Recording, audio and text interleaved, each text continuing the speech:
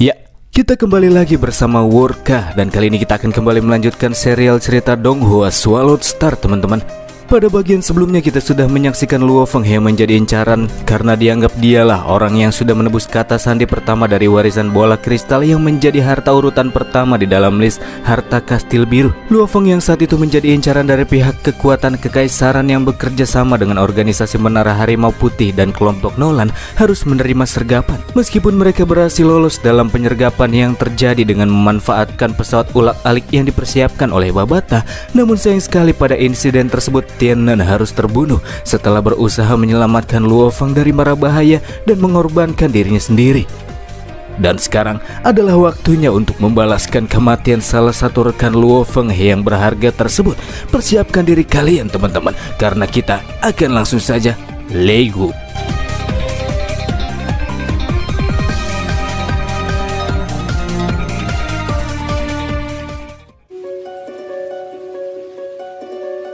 Setelah Luo Feng dan timnya sudah tak lagi menjadi incaran pihak kekaisaran, Babata membawa mereka ke sebuah lokasi persembunyian yang aman.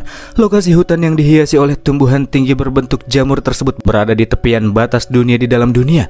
Alasan mengapa tempat ini cocok dijadikan sebagai tempat persembunyian itu karena di sana tidak terdapat tambang biji batas maupun mineral yang berharga. Sekalipun keberadaan mereka diketahui, musuh juga dirasa tidak akan mungkin bisa melakukan sergapan seperti sebelumnya. Bagi Hong, bersembunyi seperti yang sekarang mereka lakukan hanyalah bersifat sementara. Bagaimanapun juga mereka harus memiliki sarana untuk bisa menandingi kekuatan musuh, dan kuncinya ada pada evolusi anggur rotan awan. Dan kemudian tak lama setelahnya, Luo Feng pun mengeluarkan sebuah koper yang berisikan buah kehidupan, sebuah harta yang mampu meningkatkan level anggur rotan awan dengan cepat. Tepat ketika harta tersebut keluar dari wadahnya, buah kehidupan terbang dengan sendirinya seakan-akan itu memiliki kehendaknya sendiri. Sampai pada akhirnya tangkai-tangkai anggur Luo Feng pun berhasil menangkapnya dan kemudian mulai menyerap esensi yang terdapat di dalam buah tersebut.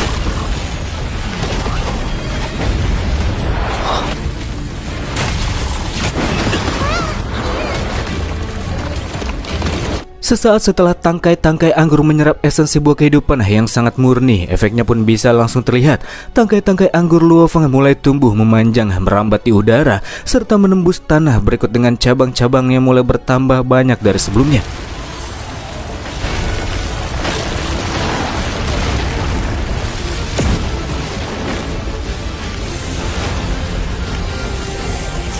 Di tengah-tengah proses yang masih belum selesai sepenuhnya, Luo Feng mendapati jika kini tumbuhan anggur rotan awan sudah mengalami perkembangan yang sangat pesat. Tangkainya sudah bertambah menjadi 72 buah, sedangkan panjangnya bisa merambat hingga mencapai 210 km. Di tengah-tengah kabar baik tersebut, tiba-tiba saja Gaia melakukan panggilan. Dengan tubuh yang dipenuhi luka, ia memberikan kabar bahwa pihak kota Naga Utara mendapatkan penyerangan dari organisasi bela diri Kekaisaran Gunung Naga Hitam yang menjalin kerjasama dengan Menara Harimau Putih dan Nolanshan. Dan kemudian panggilan pun terputus secara tiba-tiba. Babata yang langsung mengerti tindakan Luo Feng selanjutnya langsung berkata bahwa Luo Feng dan timnya baru saja lolos dari sergapan lawan yang sama. Dari 5 orang, 1 terluka dan 1 orang tewas. Jelas jika Luo Feng dan yang lain berniat untuk memberikan bantuan kepada Gaia, itu sama halnya dengan mereka mengantarkan nyawa sendiri. Terlebih lagi anggur rotan awan masih di tengah tahap evolusi dan masih belum menerobos level universe. Tapi tetap saja Luo Feng yang sudah menganggap Gaia sebagai rekan seperjuangan takkan tinggal diam melihat rekannya mati begitu saja.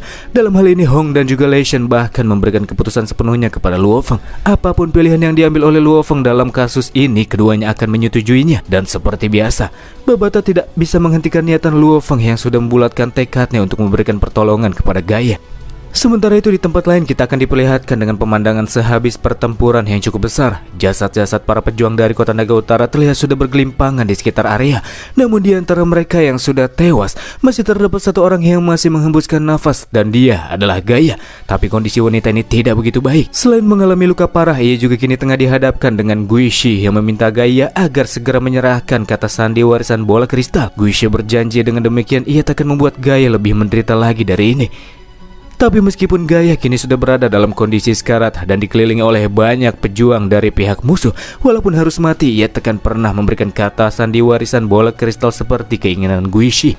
Ia bahkan mengucapkan kata-kata sumpah serapah kepada lawan yang sudah membunuh banyak orang-orang dari organisasi Kota Naga Utara, serta membunuh Hook, si sohib wanita ini, membayar darah dengan darah, ungkapnya. Guiche bergerak menuju ke arah wanita sekara tersebut, membisikkan kepadanya bahwa Guiche merasa penasaran tentang bagaimanakah cara Gaia akan melakukan balas dendamnya. Padahal pada saat kematian Hook saja, Gaia hanya bisa melihat sang sohib tewas di tangan Guiche tanpa bisa melakukan apa-apa. Ya, itu menjadi sebuah fakta yang sangat menyakitkan bagi Gaia. Dengan wajah yang dipenuhi oleh amarah, Gaia kembali menyerukan bahwa Guiche cepat atau lambat pasti akan segera menemui kematian. Tubuhnya akan hancur berkeping-keping.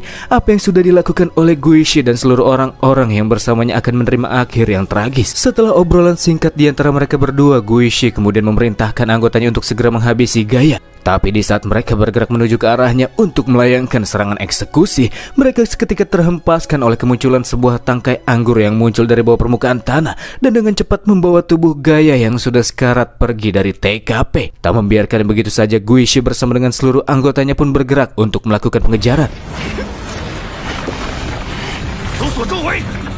Tangkai anggur yang membawa tubuh Gaia sudah pasti adalah milik Luo Feng. Ia berhasil melakukan tugasnya dengan cukup baik, meskipun kondisi Gaia terlihat sangat sudah parah. Sebelumnya dalam aksi penyelamatan Gaia, Luo Feng sendiri menggunakan tangkai anggur yang dikombinasikan dengan tembaga campuran merah sehingga bisa menggali lubang dengan kecepatan tinggi. Namun karena Luo Feng baru saja menggunakan 1 dari 72 tangkai anggur untuk menyelamatkan Gaia, itu membuat ketidakmerataan distribusi energi dari penyerapan esensi buah kehidupan yang prosesnya masih belum selesai. Tak lama setelahnya, gemuruh suara dari pergerakan musuh pun terdengar di telinga Luo Feng dan kawan-kawan, menandakan jika musuh tak lama lagi akan segera tiba di sana. Sementara Luo Feng dipaksa harus menyelesaikan tahap evolusi anggur rotan awannya sebelum musuh datang. Luo Feng tidak bisa pergi sebelum menyelesaikan tahap tersebut. Jika ia menundanya di saat itu juga, maka energi dari buah kehidupan akan terbuang secara cuma-cuma.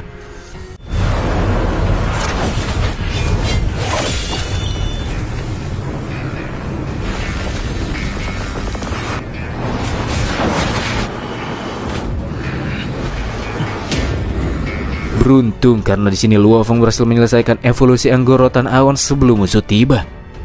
Setelah menunggu sebentar, akhirnya musuh pun tiba. Mereka bergerak melalui jalan yang tercipta dari tangkai anggur sebelumnya.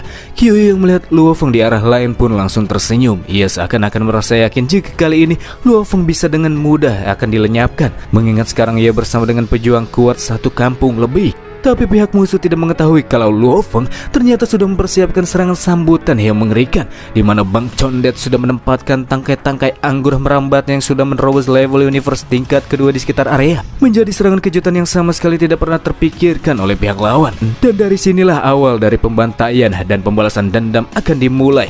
Tangkai anggur yang mengelilingi musuh dengan barbar melakukan serangan besar-besaran, mengobrak-abrik formasi musuh satu kampung dengan begitu mengerikan. Medan yang tak begitu luas juga menjadi hambatan bagi para musuh untuk bisa menghindari kejaran tumbuhan yang satu ini.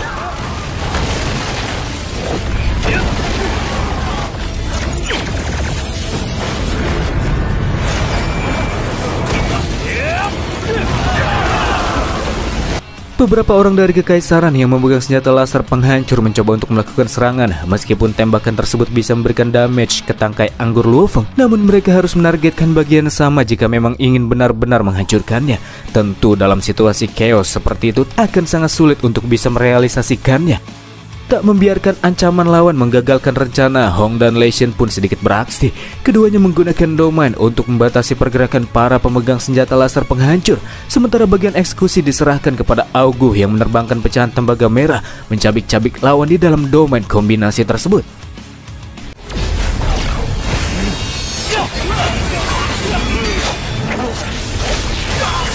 Di sisi lain, Guiche bersama dengan 3 anggotanya bergerak menghindari setiap tangkai anggur menuju ke arah Luo Feng dan menargetkannya, mencoba menyerang sang pemilik tumbuhan untuk meredakan serangan. Sebagai perlindungan, Luo Feng menggunakan tangkai anggur yang merambat di sekitarnya membentuk bola. Metode tersebut cukup efektif karena setelah tembakan musuh terlepaskan, tumbuhan tersebut tidak bisa dihancurkan dengan mudah.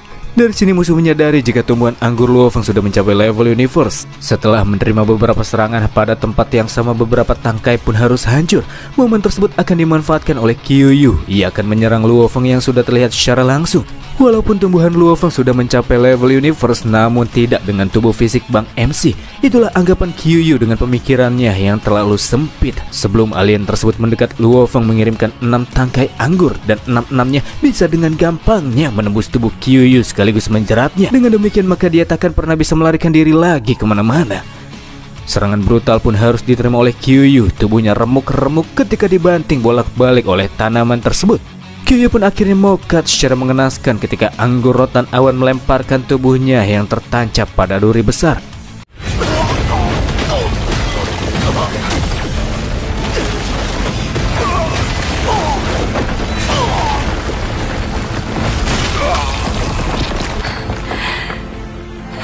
Sama halnya dengan Guishi yang tidak bisa meloloskan diri dari kejaran tangkai anggur. Setelah beberapa tangkai menembus bagian persendiannya, Luo Feng bertanya apakah Guishi tahu siapakah Tiannan yang sebelumnya dibunuh oleh pria tersebut. Sambil menahan rasa ngilu, Guishi menjawab jika Tiannan hanyalah seorang budak, jadi dia memang sudah pantas menerima ajalnya.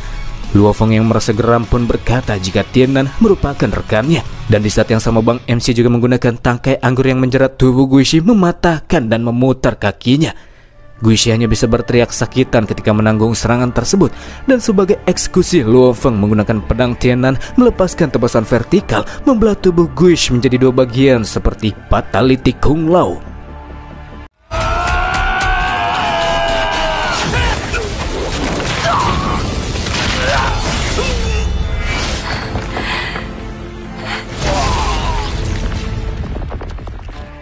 Tiga pihak yang menjalin aliansi pada akhirnya benar-benar berhasil diratakan oleh Luo Feng dan timnya.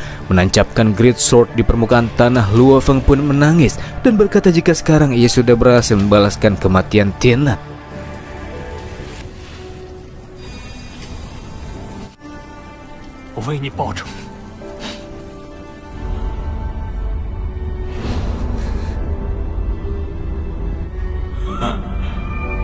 Di sisi lain, Lei Xin yang mencoba menyembuhkan Gaia pun merasa panik karena kristal kayu yang sebelumnya digunakan untuk memulihkan Augu bahkan tidak bekerja kepada Gaia.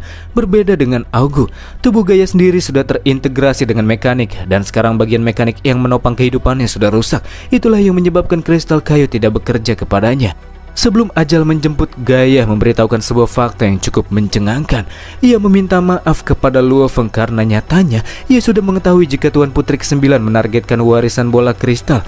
Jadi sebelumnya ia sengaja membiarkan Luo Feng keluar dari kastil biru terlebih dahulu, supaya pihak musuh mengira kalau Luo Feng merupakan orang yang telah menebus kata sandi harta tersebut. Pada saat itu Luo Feng digunakan sebagai pengalihan olehnya. Luo Feng yang saat itu hanya dijadikan sebagai umpan saat ini meminta Gaia untuk tidak banyak berbicara lagi karena semuanya kini sudah berakhir, dan jika ia berbicara terlalu banyak ia hanya akan mati lebih cepat. Gaia mengungkapkan pendapatnya, baginya hukum rimba itu berlaku di alam semesta, namun Luo Feng dan yang lainnya yang merupakan penduduk bumi itu sangat berbeda dari para pejuang di alam semesta. Warisan bola kristal merupakan harta yang tersimpan rapi di dalam bank pertama alam semesta, berisikan metode luar angkasa yang didamba-dambakan oleh banyak pejuang. Harta tersebut hanya bisa dibuka dengan menggunakan 3 rangkaian kata sandi, dan masing-masing kata sandi senilai 10 juta biji batas, menjadi harta termahal yang bisa diperoleh di dalam kastil biru. Orang terkuat dari kota Naga Utara di tempat ini sudah dibunuh dalam penyerangan sebelumnya, dan kini kata sandi warisan bola kristal yang dipegang oleh Gaia akan diserahkan kepada Luo Feng agar tidak sampai jatuh ke tangan Putri ke-9. Tepat setelah wanita tersebut menyerahkan kata sandi pertama kepada Luo Feng, ia pun langsung menemui ajalnya.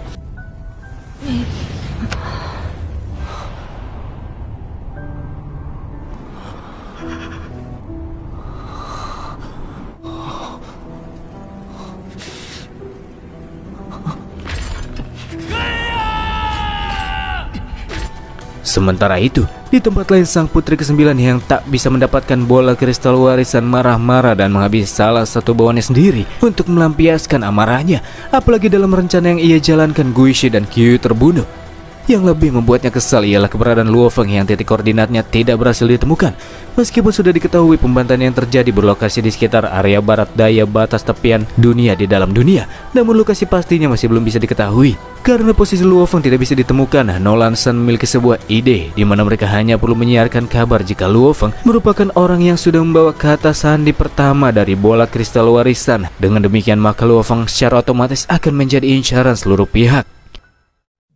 Kita beralih ke tempat Luo Feng yang mendapatkan kabar dari Mingyu Jika Luo Feng yang memiliki kata sandi pertama sudah menyebar kemana-mana, dan besar kemungkinan selanjutnya Luo Feng akan menjadi target sasaran para pejuang yang berasal dari organisasi lain maupun dari bagian yang bukan non-organisasi. Namun tidak dengan Gunung Tiga Kapak, sebab sebelumnya mereka sudah menjalin aliansi dengan Kota Naga Utara untuk bisa membawa pulang kata sandi pertama bersama-sama. Jadi untuk sekarang Luo Feng harus membawa pulang kata sandi pertama bersamanya dan pergi menuju stasiun pangkalan organisasi. Luo Feng juga dikirimkan titik koordinat basis pangkalan Gunung Naga Hitam, dan Ming Yu akan mengirimkan seseorang untuk menemui Luo Feng di sana.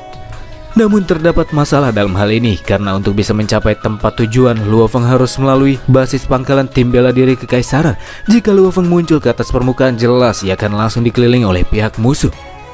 Memberikan sedikit petuah, Ming Yu berkata jika jalan untuk mendapatkan kekuatan itu bertumpu pada tekad untuk bertahan hidup. Ratusan ribu pejuang tingkat bintang kini sudah terkubur di dalam dunia, dan jika Luo Feng mati di tempat tersebut, siklus untuk memperebutkan kata sandi tentu saja akan tetap berlanjut. Namun itu akan menjadi akhir dari perjalanan Luo Feng di dalam hidupnya. Jadi kehidupan Luo Feng untuk selanjutnya ialah tentang bagaimana cara ia bisa mengatasi masalah kali ini. Apakah Bang MC bersama dengan teman-temannya bisa keluar dari dunia guntur dengan utuh? Nantikan saja di episode selanjutnya, karena Swallowed Star episode kali ini habis teman-teman. Terima kasih buat kalian yang sudah menonton sampai akhir, dan akhir kata dari saya, bye.